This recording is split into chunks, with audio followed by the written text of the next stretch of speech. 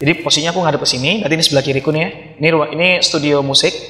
Ini adalah studio untuk gamelan. Studio gamelan cuy. Yang dimana setiap selesai acara konten di instansi ini, studio itu harus dikunci. Nggak boleh sembarang orang masuk dong. Dikunci lah itu kan posisi udah malam. Tiba-tiba itu rolling door, digebrak Pak. Brak! Terus ngomong gini, halo?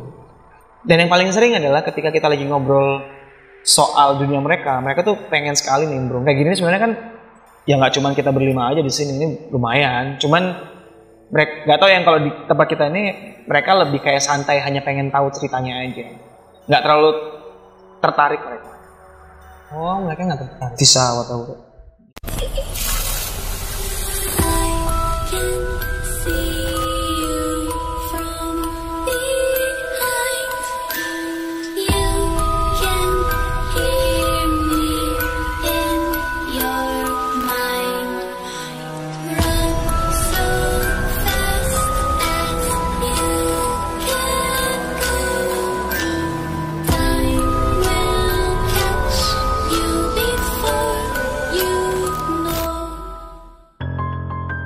Assalamualaikum warahmatullahi wabarakatuh. Selamat malam Sobat Misteri. Kembali lagi bersama saya Riko di Ngismis, ngobrolin kisah misteri. Jangan lupa buat kalian semua buat dukung channel kami dengan cara subscribe, like, share, dan komen, biar kami lebih semangat bikin video untuk kalian nikmati di rumah. Oke, kali ini kita kedatangan tamu nih, narasumber yang mana dia memiliki kepekaan lebih setelah dia mengunjungi rumah hantu Darmo. Nah, langsung aja nggak pakai berlama-lama ya kan, kita sapa narasumber yang ada di samping saya dan bercerita di studio Tanah Gusti.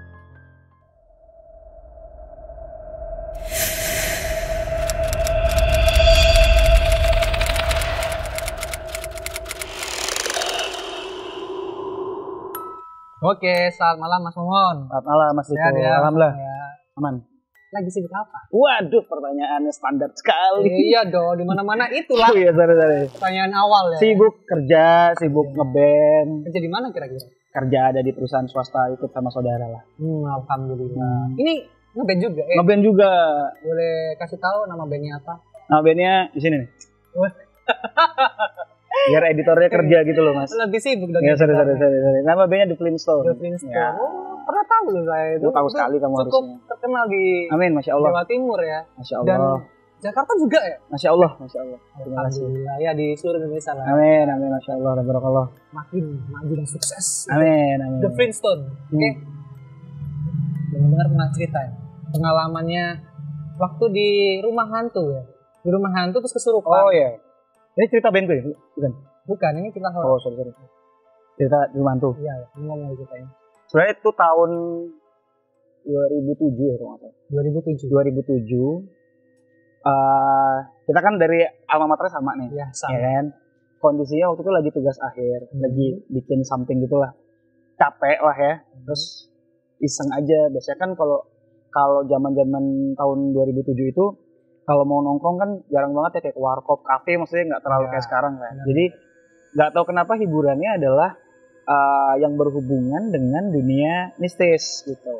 Ya ke rumah hantu adalah salah satu kayak wisata lah pada saat itu ya. Nggak tahu kenapa lah, intinya kita kayak kesana yuk gitu. Aku sama beberapa teman-temanku lah. Kayaknya suka tantangan mungkin. Mungkin.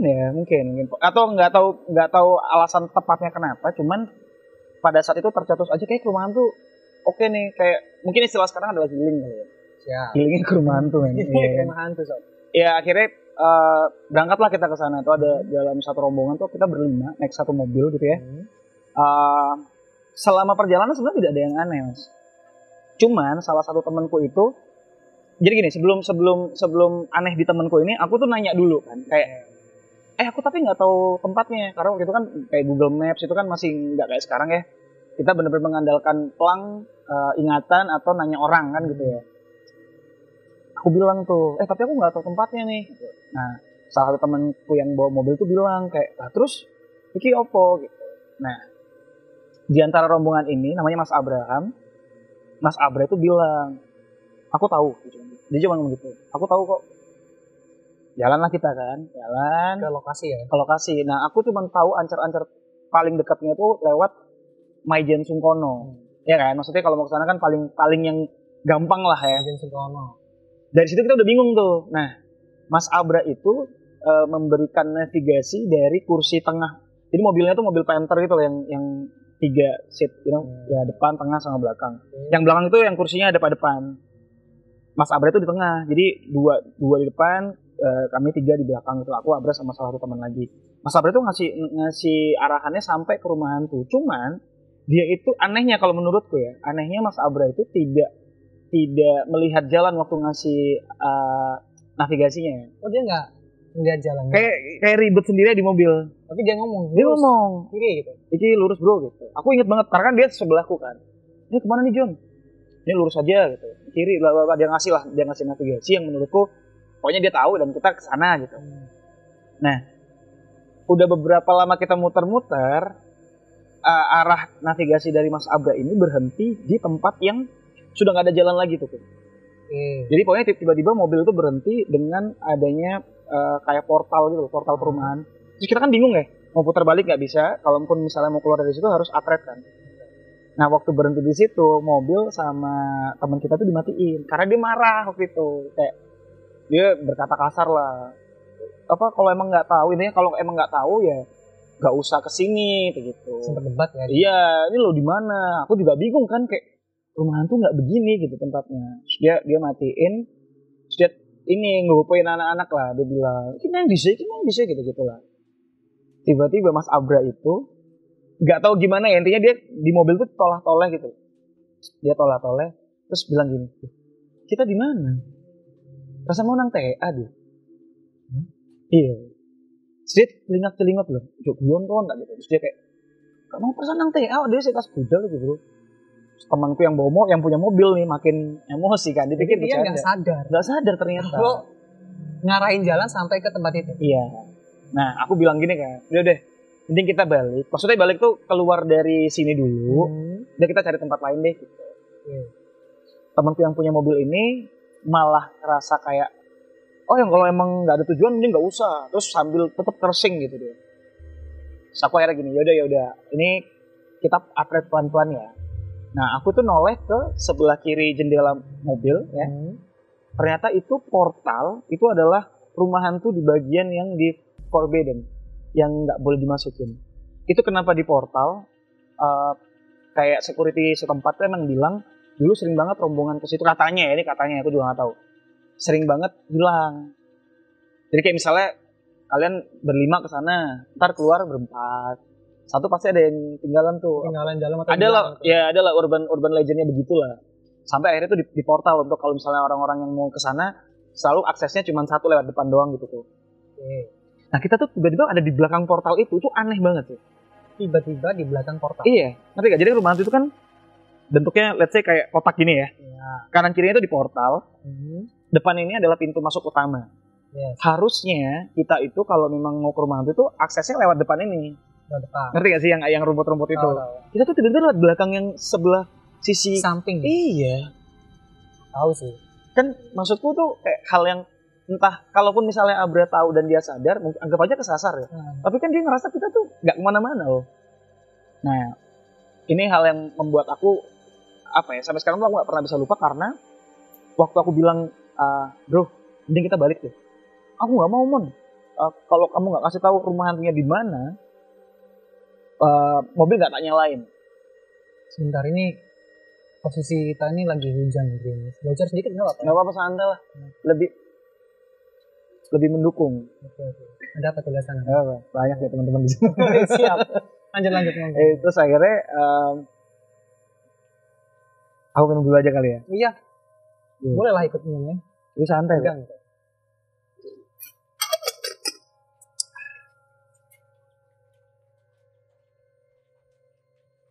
Tadi sampai di temanku nggak mau nyalain mobil. Terus sampai tetap ngomong-ngomong kotor, aku bilang, "Bro, nyalain mobilmu, kita cabut." "Loh, emang kenapa Mon? kita udah di rumah hantu nih. Gue bilang gitu. Rumah hantu mana? Ini rumah hantu di bagian belakang. Yang sebenarnya tidak boleh ada rombongan masuk ke sini. Kaget dia kan. Sambil ngomong kotor, yang bener-bener panik ya, ngerti lah kalau orang panik ngomong kotor. Gopo, mobil dinyalain, harus atret kan, Harus mundur. nggak ada jalan lagi. Nah, aku udah disuruh, Bang kamu turun coba lihat di belakang atret atau tanya orang. Aku juga nggak berani kan, posisi lagi tegang banget gitu. Dan gelap ya pasti ya. Dan gelap pasti, karena nggak ada akses apa-apa di situ. Karena Saya posisinya ingat di rumah hantu itu depan samping, Iya. dia lampunya minim banget, tuh, minim banget. iya kan? Kalau yang samping, kalau dari depan ya, berarti kalau kita dari depan, sisi kanan itu memang di forbid juga, maksudnya dipagerin. Cuman itu jarang banget ada yang memang masuk ke akses itu. Nah, yang kita tuh yang di sebelah kiri itu loh. Tahu. Ya itu agak aneh sih menurutku. Nah, akhirnya waktu temenku mau ngatret, dia pertama kali nyalain mobilnya karena GoPro ngedim lah. Habis ngedim, Mas Abra tiba-tiba nangis, Pak. Tiba-tiba Nangis. Aku juga nggak tahu, dia cuman astagfirullahaladzim gitu. Terus sambil nangis, aku nggak bisa ngelihat, aku nggak bisa ngelihat. Nah, dia melek. enggak, dia pokoknya gini aja. Silau. Banyak anak kecil ngomongnya gitu. Saya ingat tuh itu ya. Nah, akhirnya mau nggak mau aku harus ngelihat ke kaca belakang untuk atret. Tapi aku nggak turun. Oke. Nah, pertama kali aku noleh, itu for the first time in my life aku ngelihat sosok mereka. Untungnya nggak serem sih yang tak lihat. Apa itu sosok mereka? Nona Belanda tapi di blasteran, ada Indonesianya. Mereka berarti kan banyak. Satu. Sorry. Cewek ini. Cewek itu. Iya. Cewek ini ikut. Kan aku tadi bilang mobil tuh yang kursi belakang kan ada pada depan. Sebentar, dia posisinya di mana? Di belakang. Di belakang mobil atau Di dalam mobil, di kursi mobil? belakang. Kursi belakang. Nah, ini aku duduk gini ya. Ini Mas Abra. Ini Yes. salah teman kita. Di belakang ini kan kosong nih. Kursinya ada pada depan. Dia yang di sebelah sini tuh. Otomatis kalau aku noleh, kan aku ngeliat dia dulu tuh. Paham nggak? Terus dia posisinya lagi gini lagi, Pak. Gini, tangannya gini. Dengan Nah, wajah cantik banget, Bro. Sumpah cantik banget. Rambutnya segini. Ya, sebahu lah ya. Sebahu, pakai bandana putih. Bajunya terusan gitu, warna putih juga. real ya, nggak ngada-ngada tuh. Wah, insya Allah Pertama sih nggak kali ada. ya. For the first time, ya. Itu nggak pernah bisa aku lupain sampai hari ini. Udah lebih 10 tahun kali ya, udah 2007 lah itu aku lihat. Terus dia tuh senyum, Pak. Terus kepalanya dianggukkan gini. Gitu. Jadi Senyum, ngeliat aku terus dia gini. lihat kamu Iya. sambil Iya. Wah, itu men, aku kayak nggak bisa ngomong, badanku lemes banget. Kayak energi tuh keambil, of course lah ya, karena kan Ya, ngelihat kaget begitu lah ya, kaget ya, shock kan. ya. Shock lah ya kan. Long story shortnya, akhirnya kita kembali lah ke kampus. Oh, nggak sampai masuk ke dalam rumah Nggak hantu? bisa, Pak. Karena Itu udah masih di dalam mobil terus tuh ya? Iya, akhirnya mobil atret. Temanku mau atret. Keluarlah dari situ. Long story short, kita keluar dari situ. Sebelum balik ke kampus, kita cari udara segar, kan tegang banget tadi nih. Sebentar nih, saya putus lagi nih. Itu dia hilangnya gimana? Nggak hilang, ikut terus. Ikut terus? Ikut terus. Sampai di kampus, Dan kamu lihat terus atau memalingkan wajah? aku atau nggak bisa. Badanku itu bener-bener kayak kehilangan tenaga lah. Jadi di mobil tuh cuma bisa diem. Ya Stone istighfar iya. Sampai di kampus kita dulu itu, wah disitulah pada mulai heboh dalam tanda kutip nih. Karena penghuni di area kampus kita itu ngerasa ini anak-anak dari mana kok bawa tamu tanpa izin kita, paham nggak? Oke. Wah keluar semua deh dedengkot-dedengkotnya di area kampus kita itu. Ingat. Pertama belum. Nah lucunya lagi kita keluar mobil nih. Keluar mobil, aku lagi samping-sampingan sama Mas Abra nih. Tegang terus lihat-lihatan kayak dia udah mulai bisa berhenti tuh nangisnya. Taman Nafsari ya? Iya, Taman Nafsari. Ya, Patung Joko Dolok. Patung Joko Dolok. Mobil berhenti di situ lagi, Pak. Oke. Dulu kan ada soto langganan kita kan, Yes. anak-anak kan. Terus aku lihat-lihatan tuh sama Mas Abra, aku bilang gini, John, bau kiriku kok berat ya. Terus dia ngeliat aku, iya Pak, bau kananku. Dia bilang, iya bau kiriku, ya berat. Tiba-tiba pala cewek itu nongol di sini, Pak. Jadi ngerti gak posisinya? Kita berdua gini nih, ini berdua ya. Ini kepala ceweknya nongol di sini, kayak, hi guys gitu, ngerti gak? Oh. Jadi tangannya itu di siniku, tangan satu lagi itu di ininya Abra. Nah pesan yang dia mau kasih ke kita itu gini, let's say dia manggil nama aku gitu ya, Mon, thank you ya kamu udah ngeliat keberadaanku di mobil itu. sampein dong ke temanmu yang ini aku suka sama dia, paham nggak? Pesannya tuh itu. Say thank you dia. Say thank you. Karena aku yang ngelihat, ya dia jadiin temen juga untuk menyampaikan kalau aku sebenarnya tertarik sama Mas Abra nih. Oke. Wah, di kampus tuh heboh sampai subuh jam 3-an. Pokoknya terjadilah hal-hal yang ya mungkin kalau angkatan kita pada saat ini kita kumpul, mungkin cerita ini pasti akan banyak yang menyambung dan mengiyakan. Sampai kesurupan katanya itu. Iya, nah sebenarnya bukan kesurupan kok jatuhnya, karena Abra itu tidak mau badannya dimasuki, ditantang sama dia. Nah yang ditantang sama Mas Abra itu bukan si cewek ini. Cewek ini literally sebenarnya baik, cuman suka aja, dendam karena suka. Iya. Ya penghuni lain-lain yang di situ loh, wah raja-rajanya itu, nah rajanya itu yang ditantang sama Mas Abra. Aku lihat lagi Pak bentuk rajanya itu gimana Pak. Sebentar, backgroundnya ini Mas Abra dia bisa nggak ada. Bisa lihat atau bisa merasa? Nggak ada. Kita ya literally cuma anak kampus biasa. Kita kan nongkrong juga bareng Pak.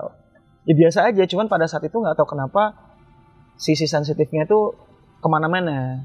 Karena kan udah gimana ya, kondisi lagi lemah lah ya. Habis ke tempat yang kita undang-undang begitu, ikut ke mobil dan segala macamnya, yang di Taman Apsari juga agak tidak terima. Habislah kita nih tenaganya. Jadi ngelihatnya udah mulai aneh-aneh dan segala macamnya. Yang aku lihat istilahnya kayak rajanya lah yang menguasai Joko Dolok itu sampai turun. Sampai dia yang ngerasa kayak berdialog sama Abra. Sempat tahu nggak wujudnya raja? Wujudnya itu dia tinggi besar hitam, kepalanya runcing. Matanya merah. Dia aku gak pernah bisa lupa sih, karena jelas banget aku ngeliatnya. Terus di sininya itu kayak ada bentuknya tuh kayak gini, kayak runcing gini. Itu buat jubahnya. Palanya, pokoknya aku ingat tuh palanya runcing tinggi banget. Sempet ngomong gak dia? Nah dia ngomongnya gini, dia yang aku dengar bukan ngobrol sama aku ya. Yang aku dengar tuh obrolannya si cewek ini soalnya. Ketakutan. Kayak dia ngerasa, aku salah apa ya kok. Si cewek itu tuh sampai di sudut ruangan tuh ketakutan Mbak. Tapi sambil ngelihat ke aku. Nah ini si rajanya itu kenapa sampai bikin aku berontak, bingung, nangis segala macamnya, karena aku ngeliat si Abra ini kayak dipontang-panting Mbak. Nah dialognya aku ngelihat Mas Abra ini, ya mungkin Mas Abra kalau juga nonton bisa entah membenarkan atau mungkin kalau ada yang keliru mohon maafin lah ya. Tapi intinya yang aku inget dialognya adalah gini deh, kamu fight sama aku, koncoku culno, momon lepasin. Kamu fight itu dia, kamu nggak boleh masuk ke aku. Kamu kalau mau nempel ya ayo kita tarung misalnya gitu Pak. Makanya zaman teman-teman kita pada saat itu kan nggak ada yang bisa ngelepas karena Abraya juga ngeyel banget, nggak mau dimasukin raganya. Karena kalau dia dimasukin kan keluarnya gampang sebenarnya. Cuman jebol, ada gak sih? Nah Abra nggak mau. Kalau mau nempel lah, itu sisanya kan kadang Abra jadi Abra, kadang Abra jadi bukan Abra. Ya, mintanya udah kayak request makanan yang mentah-mentah lah, kayak gitu tuh terjadi waktu di Taman Apsari itu lah. Sampai jam 3 pagi, terus ada satu kejadian yang bikin kondisinya lebih tenang. Intinya adalah kalau kenapa cewek ini tiba-tiba ikut kita, itu bukan kita yang ajak. Emang dia mau sendiri? Emang cewek sebenarnya tuh kayak dendam lama ke Mas Abra. Dendamnya tuh kayak, kamu pernah tau gak sih kalau kamu suka sama cewek, terus ceweknya kamu cuekin. Nah dia tuh ngerasa gitu tuh, oh lihat ya ntar kalau kita ketemu lagi ya gitu. Mungkin sebelumnya mereka udah pernah ketemu gitu? Udah pernah ketemu kok. Udah pernah ketemu, sama-sama ngeliat. Abra pulang kayak kaget kan dia kayak balik dia sama teman-temannya tuh, sama teman SMA dicuekin. Kalau Abra nggak lihat, mungkin nih cewek juga ngerasa ya udah gitu.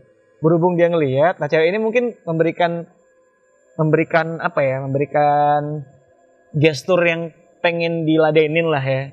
Nah Abra mungkin takut juga tuh gimana, dia balik dendam lah, kayak ngerasa oh lihat deh kalau misalnya kita ketemu lagi aku ikut gitu kali. Itu long story shortnya intinya. Nah sebenarnya kejadian-kejadian after itunya di aku dan di Abra itu yang sampai hari ini nggak tahu. Kalau Mas Abra mungkin karena dia udah menikah sekarang ya, maksudnya kita udah jarang ngumpul juga gitu ya, mungkin ceritanya juga berbeda. Nah kalau di akunya sendiri itu makin, ya aku menganggap ini jadi hal yang aku syukurin aja gitu Pak, sampai sekarang. Jadi kayak after kejadian itu tuh banyak banget cerita-cerita lah yang aku lewatin yang bersinggungan dengan dunia astral. Lebih peka mungkin. Lebih peka jatuhnya. Jadi kayak sampai sekarang aku memilihnya gini, mending aku nonton bioskop sendiri. Karena kalau aku nonton rame-rame, teman-temanku pasti tidak ada yang nyaman. Aku bisa, ya aku bisa. Ya, misalnya gini deh, contoh kecil itu adalah nonton bioskop horor. Layar di depan, aku ngeliatnya ke kiri terus. Itu anak-anak kan kayak, terus tiba-tiba pucet, yang ketakutan. Karena aku sering banget lihat tuh, ini setannya kok pada keluar layar gitu-gitu. Gitu, sampai kayak gitu. Sampai kayak gitu. Pernah ada yang, jadi mulai film tuh let's say 1,5 jam ya. 1,5 jam tuh aku ngelihat setannya yang udah digambarkan di film itu ada di pintu keluar bioskop yang kayak gitu. Ngapain ada cewek ya dari tadi? Aku pikir kayak penjaga bioskopnya. Cuman kok dia pakai jubah gede gitu, kayak nutupin pintu keluar kayak gitu loh kok. Terus sampai sekarang akhirnya sisi sensitif itu ya tak rasain dan ya udahlah mau diapain lagi gitu ya, disyukurin aja. Nah, setelah acara dari Rumah Hantu dan kepekaannya lebih mendalam mungkin ya, pasti ada cerita-cerita yang lebih menarik. Wah gila, kalau dibilang mungkin bisa diceritain ya, satu persatu cerita yang bikin kamu nggak bisa lupa. Banyak sih sebenarnya, kalau misalnya yang tidak bisa lupa tuh banyak banget ya. Cuman mungkin ya ini yang terlintas aja ya. Yes. Ada di salah satu daerah di Surabaya yang nggak usah disebutin daerah di mana. Cluenya lah. Itu Surabaya mana? Pokoknya aku tadi kesini lewat situ aja. Oh gitu. Sebuah tempat apa? Sebenarnya tuh jalan biasa gini kok. Cuman kalau menurut orang-orang yang tahu dan mitosnya kali ya, atau urban legendnya kali ya, di situ tuh daerah untuk buang anak jin. Oh. Okay. Nah, sebenarnya aku pernah dengar itu dan ya udah gitu ya. Pernah satu ketika, dulu kan zaman-zaman belum ada perkopian lah ya. Warkop itu kan kayak jadi tempat favorit untuk nongkrong jam 7 malam, bisa pulang jam 3 jam 4 subuh gitu kan ya. Yes. Nah aku waktu itu lagi sama anak bandku tuh, lagi kita satu kantor, terus pulang kerja aku bilang nanti ngewarkop yuk. Ayo wis, gampang wis, nanti jemputan ya. Habis kamu jemput kita ke kantor dulu, ceklok pulang, habis itu nongkrong. Udah tuh pas jemputnya itu posisinya habis isya kayak jam 8 setengah 9, mati lampu lah. Nah rumahnya dia itu di daerah yang katanya orang-orang tuh tempat itu, jalannya tempat itulah. Soalnya aku nggak ada pikiran-pikiran ke sana sih, walaupun sebenarnya di situ tuh sering banget diganggu yang macem-macem tuh sering banget lah, ngelihat sosok ABC itu sering banget. Cuman aku ngerasa kayak ya udah mungkin lewat aja perasaanku doang. Nah, nggak tahu di hari itu tuh aku capek banget. Dia lagi makan itu, mati lampu di jalan daerah rumahnya dia, kayak pemadaman lampu gitu. Aku nunggu di luar rumahnya dia kan. Nah rumahnya dia itu masuk ke kayak dia di jalan besar gini, terus dia masuknya ke sini tuh, ini kayak rumah jalan buntu lah. Jalan buntu. Ada rumah tusuk satenya, ada rumah paling di ujung gitu loh, ngerti ya? Aku lagi di depan rumahnya dia, lagi capek, terus aku bilang gini, Pak, ngeliat di rumah tusuk sate ini, karena aku dulu tuh sering banget kayak lihat-lihatan lah, gitu kan. Nyeletuk aja gitu. Lagi di depan rumah. Iya, lagi di depan rumah nungguin temen gitarisku ini. Kecapean, terus aku kayak ini kondisi gelap banget, mati lampu, terus aku nyeletuk dalam hati. Aku setiap kesini selalu aja diperlihatkan oleh sosok kalian. Sekali dong kalau emang kalian ada, liatin langsung di depan mataku yang jelas banget. Belum sampai titik tuh aku ngomong, Pak. Itu kayak ya kalau di film-film tuh kayak dari bawah kebentuk sampai rambutnya gitu. Dan sosoknya lumayan jelas banget. Sosok apa itu? Miss K. Mbak Kunti. Nih, ada yang sering banget nanyain, bro, sosoknya itu gimana ya? Mungkin setiap orang yang melihat bisa mendeskripsikan secara beda-beda ya. Cuman kalau dari aku tuh, kamu pernah ngeliat sosoknya Susana? Film Susana kalau dia jadi Miss K atau... Oke, pernah. Bisa ngebayangin bisa. Persis banget. Jadi aku tuh selalu bilang, kalau lagi cerita ke teman-teman, ini mungkin tim make up-nya di produksi film itu tuh risetnya bagus banget kali ya. Mungkin ada indigonya juga di sana. Mungkin. Rasis banget, serambut-rambutnya aku. Se-make up ininya hitam. Kan gelap itu. Kan putih, Bray. Kan kelihatan. Oh iya. Bener juga. Kelihatan. Dia posisinya dia ngambang atau nempel. Cuman ini apa namanya? Gaunnya tuh sampai julur-julur ke lantai gitu. Jelas banget. Jadi kayak dari bawah aku lihat apa gitu. Tumbuh. Yang paling jelas tuh waktu rambut itu kayak akar kebentuk langsung gitu. Udah ngeliatin dong itu. Nah, habis dia muncul lampu nyala. Kaget kan. Terus temanku bilang, berangkat Mon. Aku kayak, oh iya ya. Loh, kenapa kamu capek dah?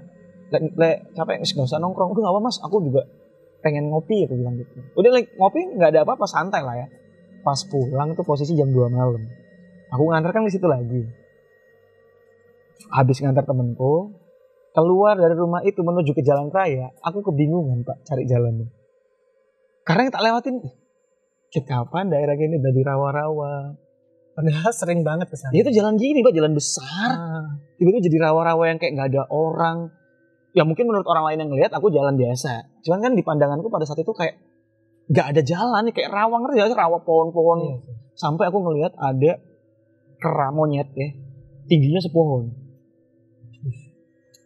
Tingginya sepohon. Aku pertama mikir itu di pohon kayak monyet, ternyata monyet bener. Ternyata monyet. Iya. Itu benar-benar monyet ya. Iya, cuma dia ngeliatin. Aku udah kayak wah, ya mulailah istighfar segala macamnya sampai tiba-tiba nggak tahu gimana aku udah di persimpangan jalan untuk mau nyebrang. Cuman kan bahayanya kalau misalnya aku sadar tiba-tiba di tengah jalan kan nggak lucu ya. Iya sih. Dan yang sepenglihatanku selama habis ngantar temanku ke jalan besar itu, aku beneran nggak ngelihat jalan kayak biasanya aku lihat di daerah situ. Entah itu memang karena aku kecapean, entah memang karena itu cuman fiksi yang ada di kepalaku aja. Cuman aku kayak yang aku yakinin, bukan yakinin ya, kayak aku sampai sekarang tuh ngerasa kayak aku ngeliat banget tuh ya. Aku nggak tahu sih nyebutnya, mungkin siluman kali ya. Yang monyet sebesar pohon itu. Dia cuma lihat aja. Ya, itu permulaan ya. Setelah kejadian itu sekian tahun, kita udah kerja atau apa, udah nggak pernah ketemu sama teman-teman ini. Kalau kita waktu di Jakarta cerita banyak banget. Kalau sampai sekarang yang paling sering, baru beberapa minggu lalu kayaknya aku juga ngalamin. Aku sering banget ngelihat kembarannya siapa. Ngerti ya? Oke. Jadi bisa ngeliat siapa ngapain, ternyata dia dari mana gitu. Itu sering banget. Sering banget itu ya. Sering banget. Kalau kayak gitu tuh udah kayak ya udahlah. Dia merinding cuman kayak ya udahlah gitu. Tapi kalau misalnya yang kalau tadi Riko nanya yang paling nggak bisa lupa, sama satu lagi mungkin dengan urban legend di Surabaya ya. Dengan kita sempat ngobrol-ngobrol sedikit tuh. Ada salah satu urban legend di Surabaya di salah satu mall yang dulunya rumah sakit. Nah itu urban legendnya kan lumayan terkenal dari zaman kita kecil sampai sekarang pun kalau kita mau ngobrol-ngobrol soal setan kan itu kayaknya kesebut deh gitu. Nah ada cerita waktu itu aku lagi bikin konten horor juga nih, ikut sama sebuah instansi lah ya. Syutingnya minta live malam juga. Di-typingin malam. Itu juga melibatkan teman-teman kayak community yang bisa gitulah, community Indigo Surabaya gitu. Mereka tuh hadir di situ kayak untuk ngejaga aja biar nggak kemana-mana lah konten kita sama gangguannya lah let's say. Nah pokoknya intinya aku lagi opening ini begejekan terus ditegur lah sama produserku, dibilangin, Mas ayo serius ini udah malam gitu. Oh ya sorry pak gitu. Terus satu titik tuh temanku yang Indigo ini bilang, Mas Mon lebih dicepetin ya, pada banyak yang mau ikut in frame, dia bilang. Aku nggak ngerti sih maksudnya apa, cuman pikirku ya memang kan di sekitar kita banyak ya gitu. Aku nggak tahu tuh kalau sebenarnya pintu gerbangnya emang udah dibuka sama mereka. Sebenarnya dibuka itu bukan buat apa-apa, karena kebutuhan konten. Kita mau nyari sisi sejarah dari instansi ini kan. Pintu gerbang alam goibnya. Jadi biar mendatangkan mereka untuk bisa ditanyain. Dulu ini apa sih, gitu lah tuh. Cuman kan sekitarnya ya kalau flashbacknya sama kayak waktu kita dari rumah hantu ke TA, energi yang lain kan ketarik juga nih, sama. Nah, sampai ketariklah ke satu sosok urban legend ini. Ya langsung aja ya, sosoknya Suster Gepeng. Iya. Jadi waktu aku lagi shoot opening, itu kan di depan kantor instansinya nih. Nah di sebelahku itu memang ada jembatan penyeberangan yang langsung berhubungan ke mall yang aku bilang tadi nih, mall yang dulunya rumah sakit ini. Sebenarnya kalau dia bilang berkaitan dari mall yang dulu rumah sakit ini sama gedung instansi ini kok. Sebenarnya berhadapan. Kenapa? Berhadapan. Ada kaitannya sebenarnya. Nah cuman kalau dari ceritakan dulu karena rumah sakit ya of course kayak banyak suster dan perawat-perawat segala macamnya. Adalah satu cerita tiba-tiba ada urban legendnya, ada Suster Gepeng lah di situ. Dan setelah jadi mall pun banyak pengunjung itu yang bercerita lah, pernah ketemu inilah, sosok ini segala macamnya lah.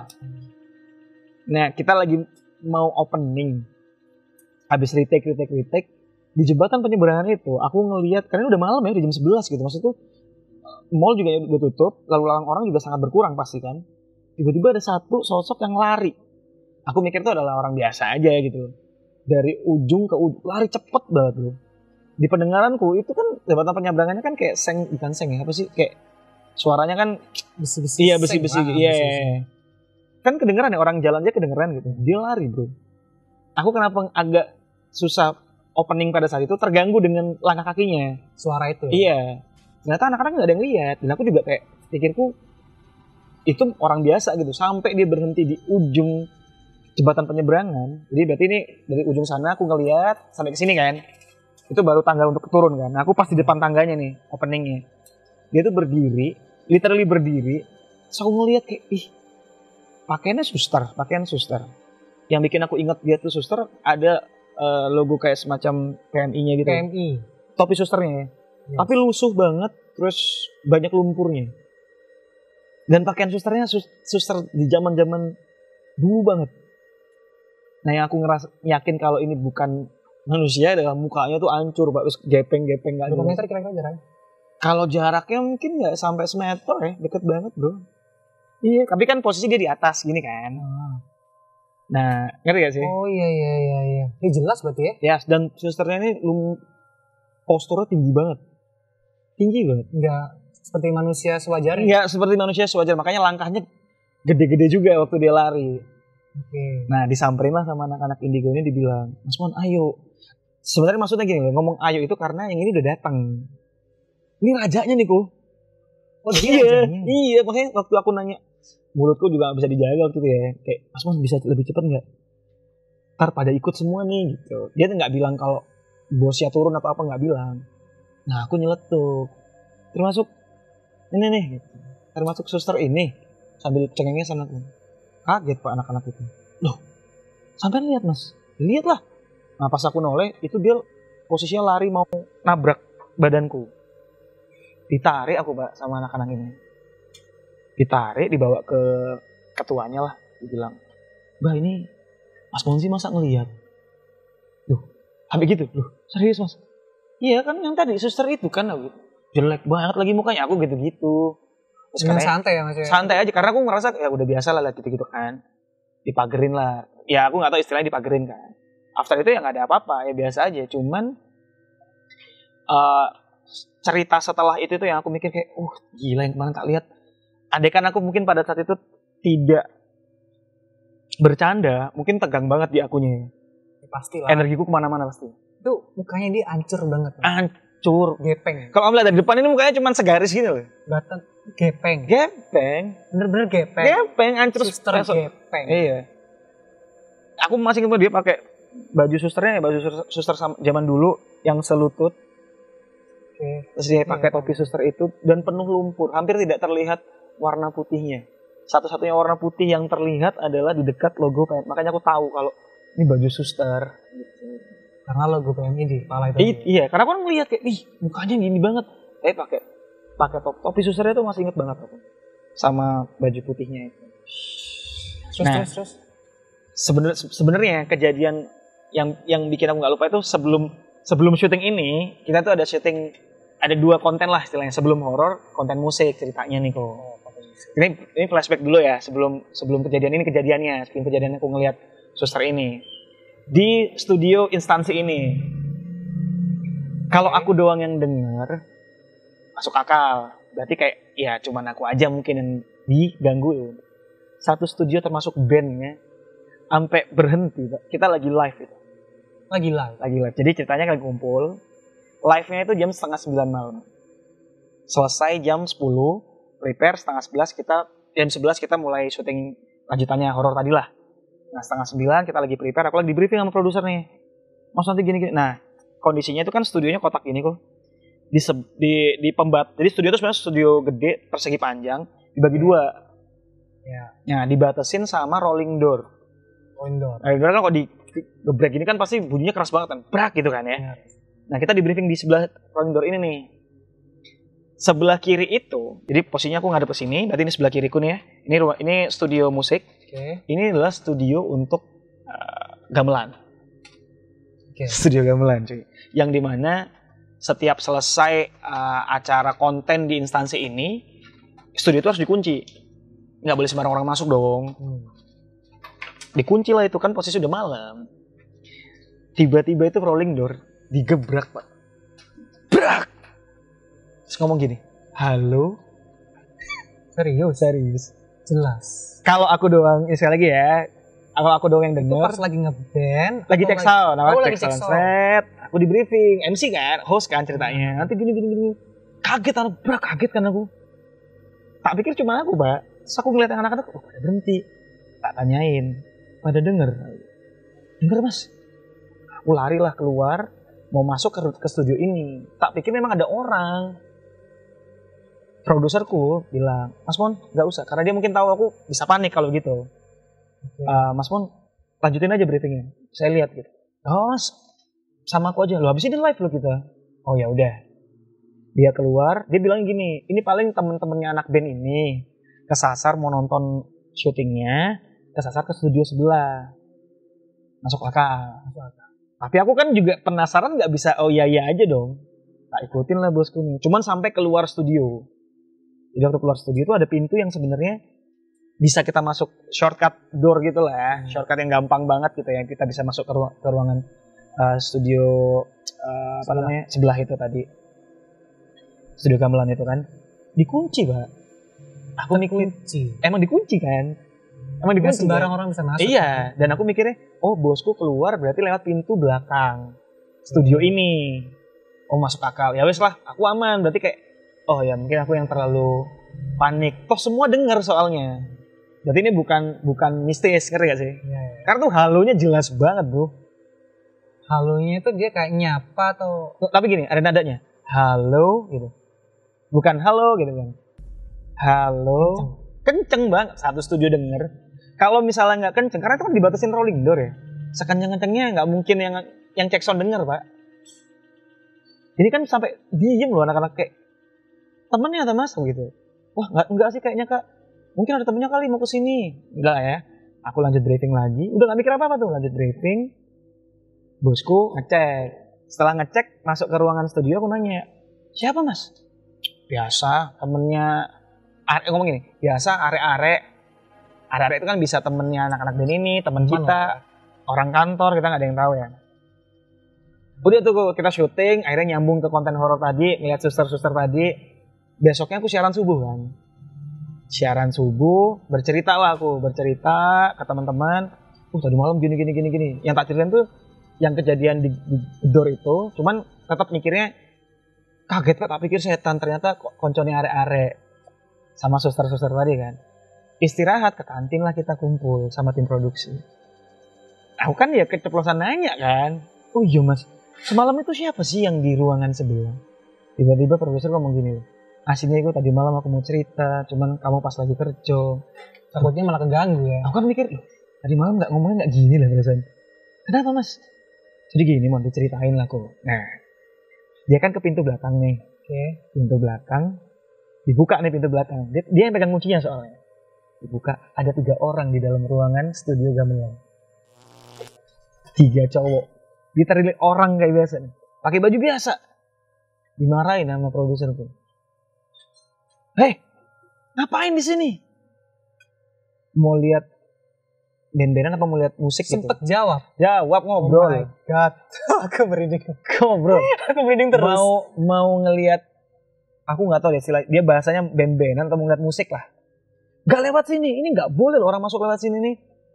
Kalau mau ke studio sebelah, ayo sama saya antar gitu. Berarti jelas ya 3 orang itu jelas Jelas. orang ya. Orang. Dia lihatnya orang. Nah, bos, ini kan orangnya nih. Nih atasanku nih. Iya. Dia ngobrol, dia keluar nih kok. Bosku kan di depan pintu nih. Sedekat itu jaraknya.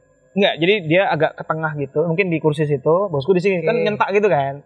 Ayo keluar. Otomatis dia keluar ke belakangnya bosku kan. Beneran dia. Keluar. Dikunci nih, pintu studio dikunci dong. Kunci. Pas dia kunci bosku gini. Loh. Kan ini dikunci. Kono yang pintu yang sebelah sana dikunci. Om telu iki butuh kondi, ngerti gak sih? Yes. Dia sadar tapi sambil ngunci. Sambil bingung sebenarnya. Cuman bosku ya udahlah ya, udah malam juga kali ya. Ditutup, baru mau ngobrol. Ayo ikut saya. 3 orangnya nggak ada. 3 orang itu nggak ada, Pak. Hilang. Yang mau dibawa keluar tuh dia hilang. Iya. Konteksnya gini, kalau memang itu dia tiba-tiba kemana, nggak akan secepat itu juga ngilangnya. Karena ini posisinya cuma nutup, ngunci, ayo saya antar gitu. Ini udah nggak ada. Itu bosku sampai nyari ke ruang security yang ada CCTV. Jadi semua akses kalau malam di kantorku yang dulu tuh, aksesnya kalau mau ke studio musik sama studio gamelan itu cuma lewat security itu. Satu jalan itu aja. Satu jalan. Sampai dicek. Terakhir yang masuk sini 3 orang, Pak. Siapa? Security-nya nggak ada yang nggak ada, Pak. Terakhir yang masuk itu si aku sama partnerku. 2 orang itu aja, si Momon sama Mas Rial aja gitu. Tadi ada kok sama saya, coba dicek lagi. Nggak ada memang gue. Nggak ada 3 orang susulan, nggak ada. Kalau dia misalnya mau lewat pintu utama, pertama pasti dia ditegur sama security. Kelihatan soalnya pintu masuk, apalagi pintu utama ya, sangat tidak masuk akal gitu. Satu-satunya akses ya cuma ke situ. Dan nggak tahu dia masuk dari mana juga. Dan tidak ada yang tahu dia masuk lewat mana. Ya bisa jadi. Terus anak-anak Indigo itu pada ketawa-ketawa. Mereka tahu lagi. Dia tahu. Udah tahu, ketawa-tawa. Udah Pak, bukan temennya kita kok. Itu siapa ya? Gitu sih. Masalahnya dia ngobrol. Ngobrol. Itu yang kayak iya keluar. Dijawab lagi. Mau jawab. Ngapain? Mau lihat ini ben-benan istilah gitulah. Gitu dah. Kalau dia cuma diem terus pakaiannya rada gitu mungkin aneh ya. Oke lah. Pakaiannya kayak mahasiswa biasa bertiga. Ingatku bosku cerita itu bertiga. Ini serem lah. Disuruh keluar, nah pas bosku nutup itu ya bingung. Loh, ini kan barusan tak buka. Berarti kan dikunci ya. Ini 3 orang masuk lewat mana? Tiba-tiba di ruangan gamelan loh. Oke. Sakit sih. Itu juga termasuk itu mengharukan ya, itu misteri juga, itu horor juga tuh ya. Lumayan sih itu Pak. Gokil. Itu shock setelah dia hilang.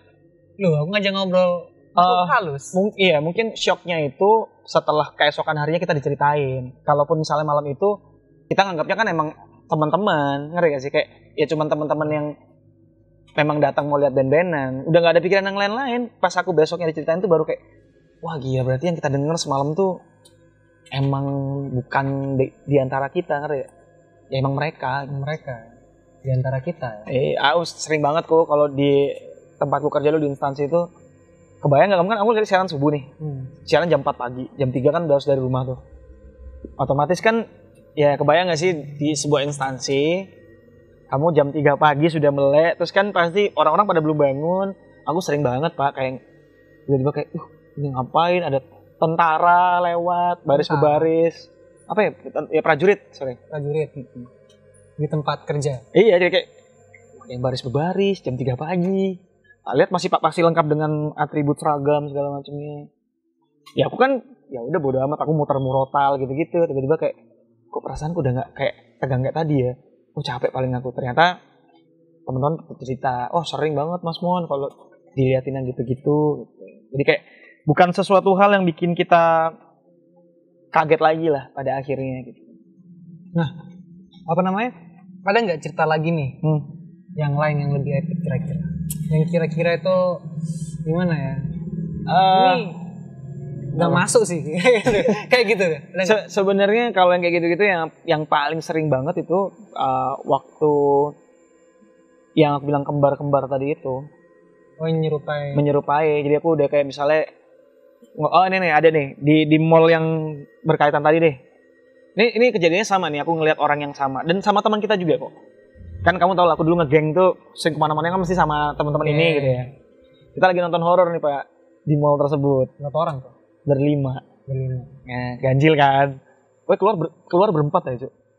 Mosok. Tanya deh, ntar kita cerita deh nih. Sebentar. Berlima nih. Berangkat dari mana? Dari kampus. Dari kampus TA. Jalan tuh. Naik motor, karena kita dari sore nih ke IF dulu dong. Sebentar. Berangkat dari kampus. Berlima.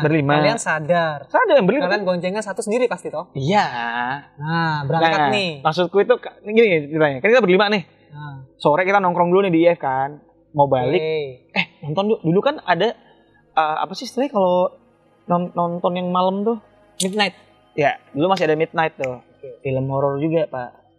Kenapa aku bilang berangkat berlima pulang berempat? Itu bukan literally kayak kita pulang ke TA-nya. Akhirnya kita kumpul berlima lagi. Tapi di studio, keluar studio itu kita berempat, Pak. Dan cerita yang menurutku sampai sekarang lucu itu adalah nggak tahu mungkin akunya yang tidak sadar atau memang kejadiannya emang seperti itu. Gimana? Jadi di mall tersebut kalau misalnya sudah midnight kan kita kalau pulang nggak bisa lewat mall utama dong. Dilewatin parkiran, Pak. Parkiran. Liftnya pun lift parkiran kan. Lift parkiran. Itu aku masih ingat banget jam 12:30 kalau nggak salah. Jam 12:30 kita keluar tuh masih menurut kita berlima. Masuk berlima. Masuk bioskop Nonton berlima. film. Nonton seret keluar masih bercanda-bercanda nih. Wah, anjir filmnya gini. Menurutku itu kita masih berlima, menurutku ya. Dan anak-anak juga ngobrol biasa aja. Masuklah kita ke lift. Jebret. Berlima plus sama beberapa penonton yang lain juga dong. Berarti ada saksi lain nih selain kita berlima kan. Oke. Tiba-tiba lift itu berhenti di satu lantai, aku nggak tahu lantai berapa, kebuka nih kok. Lift itu kebuka, gelap. Kayak nggak ada, kita juga kaget kan, wah anjir serem juga nih. Nggak ada yang berani keluar ngecek. Karena literally gelap, nggak ada kelihatan pintu lah. Boro-boro kalau itu jalan menuju ke parkiran, boro-boro gitu loh. Salah satu rombongan kita yang berlima ini, satu keluar, niatnya ngecek. Pertama celinguan gitu. Terus dia keluar lift. Pas dia keluar, liftnya nutup dong. Oke. Orang-orang di situ tuh nggak ada yang berani deket sama pintu lift karena ketakutan kan. Terus, mas temennya mas. Aku juga teriak-teriak kan, bro. Tak buka pintu liftnya tuh nggak bisa, tetap nutup aja. Oke. Udah mau merinding nih. Terus Ditelepon. Coba ditelepon. Gak nyambung, Mbak. nggak nyambung. Wis pikirku, pokoknya kita keluar dulu. Setornya cowok apa cewek? Kita cowok semua. Cowok semua. Keluar lift emang bener-bener ke parkiran.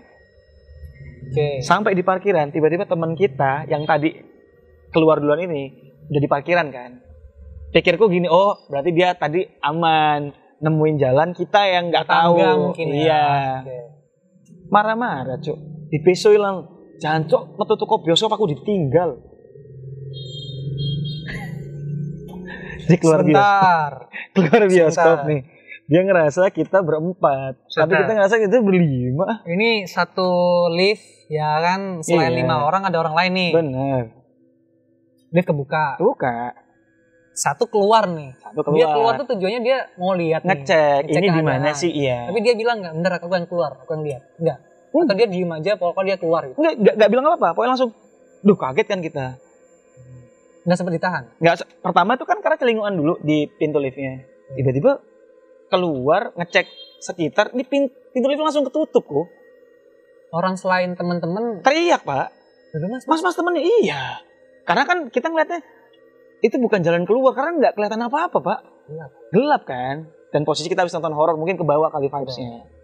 Nah di parkiran itu dia pokoknya dia ngomong gini, Pak. 1/2 jam loh aku nganterin nang parkiran. Aku jangkrik. Tadi itu ya apa sih? Kalau emang mau nonton bareng, keluar bareng dong gitu. Tadi kita tuh bareng loh di lift. Apanya keluar dari bioskop? Dia ngerasa dia sama rombongan nggak tahu dah. Oh dia ngerasa ditinggal sama kita berempat. 1/2 jam. Dia bilang gitu, 1/2 jam aku nungguin di sini. Anjing kita dari tadi panik nyariin kamu bro. Terus sama salah satu di antara kita tuh ditengahin lah, wis tukaran, ayo balik nang kampus, ngopi santai sih, baru diceritain.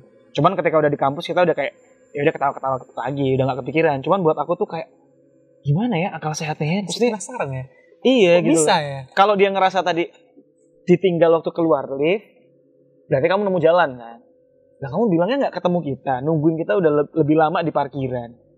Itu gimana? Kamu lewat apa gitu? Dan dia juga bilang sama rombongan lain dan nggak sama kita berempat. Dan dia kekeh, dia nggak bareng kalian.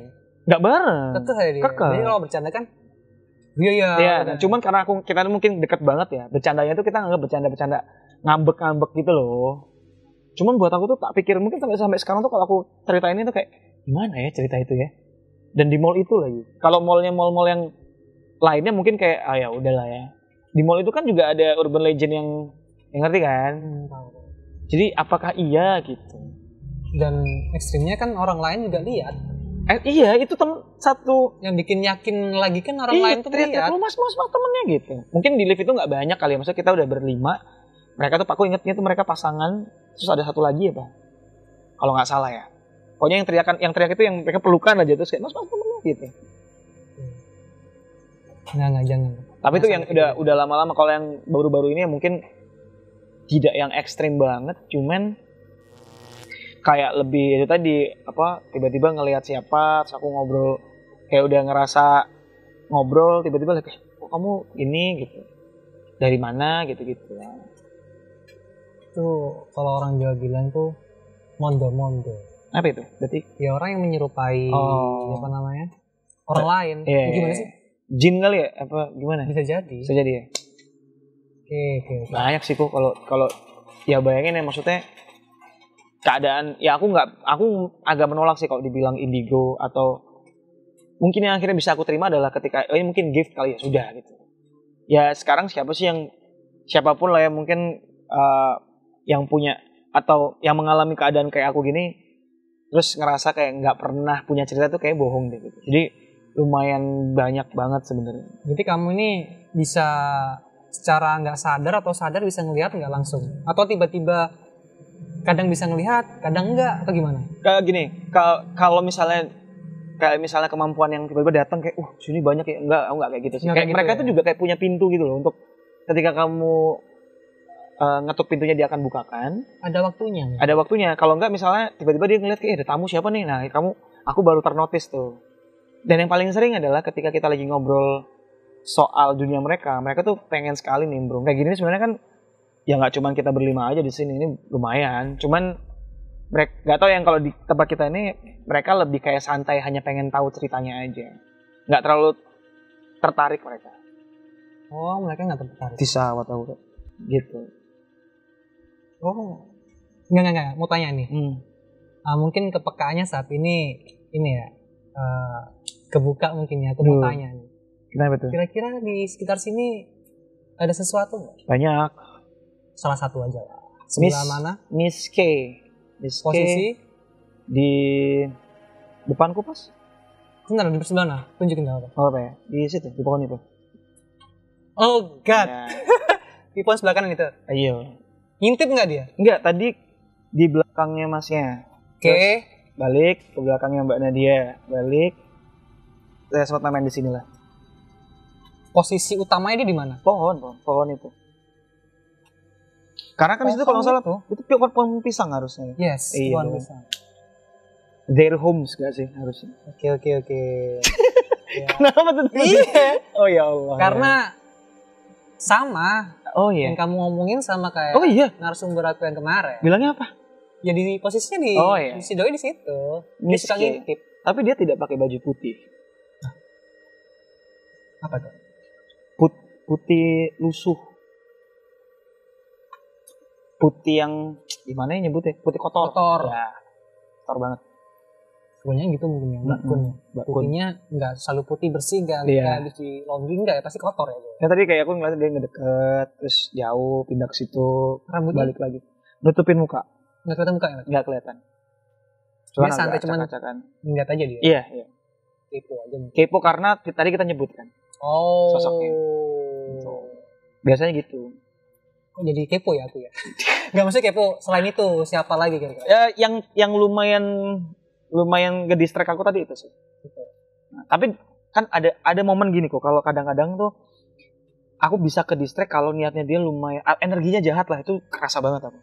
Ngobrol ini bisa nggak konsen banget. Tapi kok ini kayak dia cuman pengen tahu dong, dan dia nggak berkomunikasi apapun, hanya kayak karena aku nyebut tadi. Satu lagi deh yang bikin aku biar yang bener nih. Apa ya? Doi ada di sini. Doi ada di sini maksudnya gimana? Kamu pengen apa nih? Jadi kemarin nih narasumber kita nih. Gimana? Pancingannya apa nih? Nyebutin beberapa. Oh iya? Beberapa seseorang sih dari sini ya kan? Beberapa nih. Satu aja yang bikin. Belum. Oh bener berarti. Belum. So far masih dia doang ini. Tapi nggak cuma satu, bener.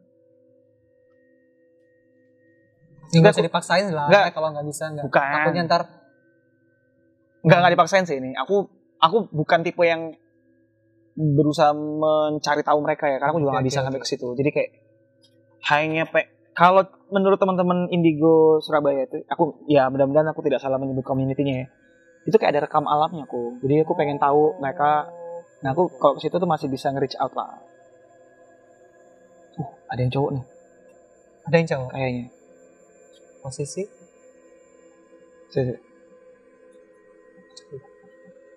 Posisi, oh aku nggak tahu arahnya dari situ kayaknya.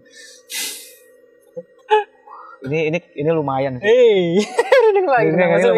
Ini tapi dia nggak jahat ya, cuman bentukannya lumayan, aku tidak pernah lihat aja sih.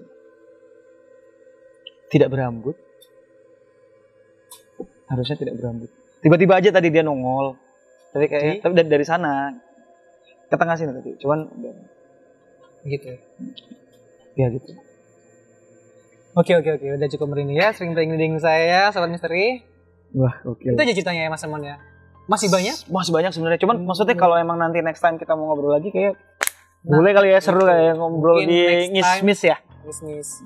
Apa coba? Ngobrolin kisah misteri. Nah, nah mungkin next time ya, mungkin ada part 2 mungkin ya buat boleh. Mon TFT. Atau mungkin sama teman-teman yang lain juga. Jadi kita ceritanya bukan lebih ke pengalaman, lebih ke mengulik soal mereka aja, kayak lebih seru. Bisa jadi.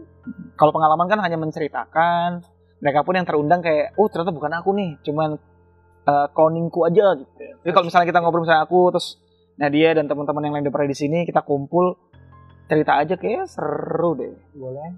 Oke, kita nanti ngobrol lagi. Boleh sama teman-teman. Oke. Semua terima kasih. Aku thank you ya, Riko ya. Mau datang ke sini hujan-hujan, mohon maaf ya kalau merepotkan. Mini reunian lah kita nih. Ya. Mini reunian. Kita jumpa lagi. Siap, pasti ditunggu part 2-nya. Nah, Sobat Misteri, itu tadi cerita dari Mas Momon TFT, The Flintstone.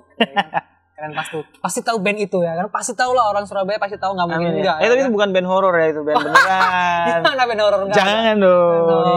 Enggak lah ya. Oke, kalau gitu gimana pendapat kalian tentang cerita dari Mas Momon ini? Kalian tulis aja di kolom komentar. Apapun itu. Oke. Dan jangan lupa tonton lagi episode Ngismis selanjutnya bersama saya Riko di studio Tanah Gusti.